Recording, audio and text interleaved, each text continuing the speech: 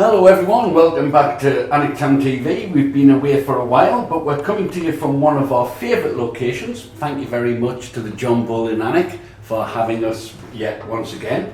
Today we're very kindly joined by a gentleman called Tom Allen, and we'll come to the reason for this in a little while. We've got a couple of books to discuss, and Tom, thank you very much for joining us first of all. Very kind of you. You're not from Alnwick originally. How did you end up in this great town and this great county?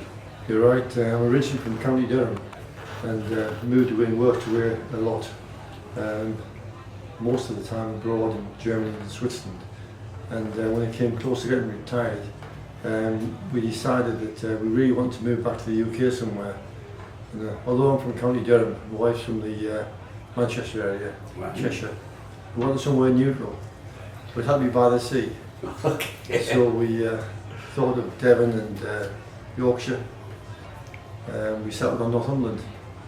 So it was a decision we made, and fortunately it was the right one. No, you certainly haven't regretted it. Not at all. So we're going to go down onto your Facebook, which is Pubs, Lanes and Alleyways, and we'll come about the charity aspect in a minute.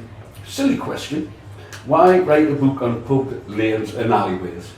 Well, it's a combination of interest really. I've been interested in photography for some years. Right. Also local history, particularly the northeast of England. I'm also very interested in architecture. Okay. And I've got more than a passing interest in pubs. So they blend together really. And when did you decide to write your first book? If you can just show it to everyone, please. There. And how did that come about?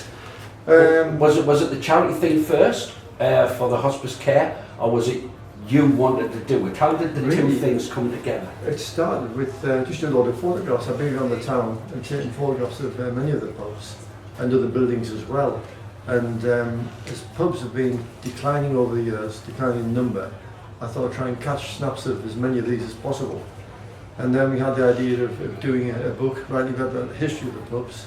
And then we thought, well, we published it ourselves just to get it done. It's just a booklet. And we thought, well, it'd be a good opportunity to give something towards hospice care. There you go, hospice care. And it's been very, very well received. You must be pleased about that. It's been sold in the pubs and various other places. It has been, yes. Yes, we've done better than expected, really, and it still keeps selling. And so we're hoping to get on to the second edition, another edition shortly. That'll be great, which we'll come on to in a little while. Was there any surprising fact that you weren't expecting when you were researching your first book? Several. Okay. I mean, when people think of Alnwick and the history, they think initially of the castle, and then there's the gardens, and there's Barter Books and Bailiff Gate, but really there's so much history in the town. I never realised till I started to dig really, and when you get into the pubs, the history here is phenomenal. I mean, the pub we're in now, it's nearly 200-year-old. It was designed initially as a pub. It's always been a pub, as far as I'm aware. And it looks like someone's front room, but it's one of my favourite pubs. Well, it's wonderful. We first came here about 20 years ago for a drink, and I don't think it's hardly changed much at all. It's really is a splendid pub. So your next book going on, is it an extension? Is it about all the pubs? Is it about pubs in general? It's about lots of things. There's a lot about the lost pubs in Alnwick because... Oh, that would be brilliant. Yeah, Alnwick used to have a lot of pubs. It's taken longer than I expected because there's just more and more you find out. Looking back over the history of the town, I think Alnwick reached peak pubs. I think it was 1860. Right. And there were around about 60 pubs in the town then. And not as many people. Not as many people. But still 60 pubs. That decreased over the years. That was the change in the law in the 1830s, the beer law. But anyway, it decreased after the First World War and then after the Second. But still in the early 60s, Alnwick had around 22 pubs, I think. And that's decreased now. But although we have a lot of pubs all over the country, we haven't seen the same decline in Alnwick in recent years. In fact, there's been a slight increase in pubs in Alnwick over the past 5-6 years, which is a good sign. But it's like you mentioned earlier, Alnwick and Northumberland were a forgotten county Absolutely. for many, many years. Yes. And tourism has had a huge impact. Yes. And I think that is helping keep things going. Do you agree? Absolutely. Yes, I think it's. I think people are coming from overseas as well. They often come. They want to experience an English pub or a British pub, and often disappointed. They go to a town, they might have one or two pubs left, and sometimes none at all. In County Durham, some villages have no pubs whatsoever now. So you won't see a decline because there's nothing less to decline from. But in this part of the country, you've got some wonderful pubs all over the place, and I think it's a way of encouraging people to use pubs more. There've been lots of reasons people don't go to the pub. I mean, one is the taxation law, which is nonsense.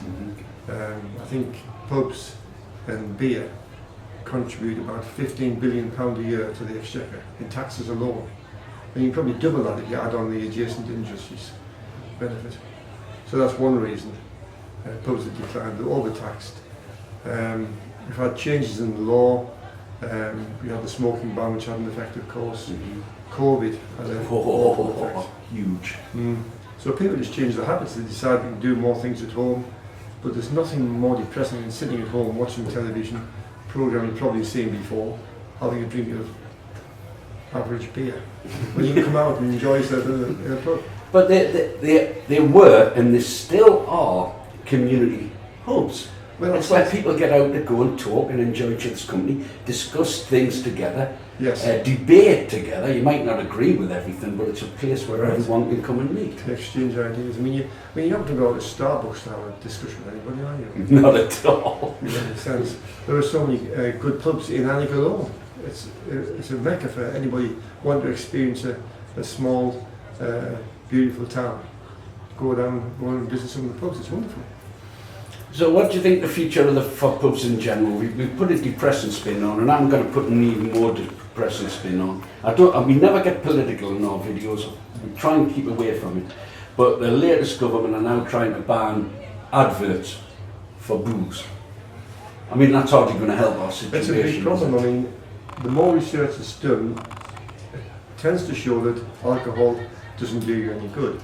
However, what it doesn't do, it doesn't analyse the beneficial effects on your mental health for a small amount of alcohol, or going out and enjoying yourself having a drink with some friends in a pub.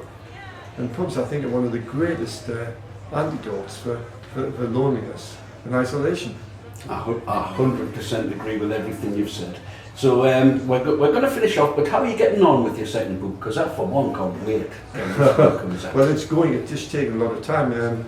We've now got data on, I think it's 95 pubs that used to exist in Alnwick, and they've all got little bits of story.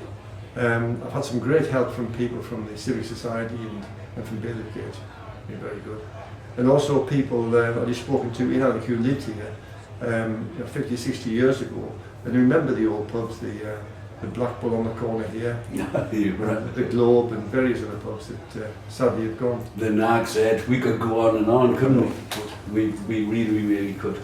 But thanks for actually writing, and I'm sure people have thought about doing it, but you've actually gone out and done it and made an effort. And the second one I'm sure will be just as successful. And again, thank you very much for the charity you do for hospice care. It's hugely important. Which brings us on to an event that's happening in Alnwick next Saturday, and that's at Alnwick Town Football Club, St James's Park. It's the Alncom Fun Day, and all that, like your hard work, is all being done for hospice care, North Northumberland. Tom Allen, thank you very much indeed for coming out and talking to us. It's been an absolute pleasure. I could talk to you for hours, but from Alnwick Town TV, really appreciate it. Thank you very much, Tom. Thank you very much, Tom. We're back in the John Bull, because very remiss of me, I'm now too tate, I'm losing my title. Well, welcome back again, Tom. There was something we seriously forgot. We mentioned the Alncom Fun Day, we mentioned the hospice care for North Northumberland, but you're going to be a part of that next Saturday, are you not? You're going to be coming up? Yes.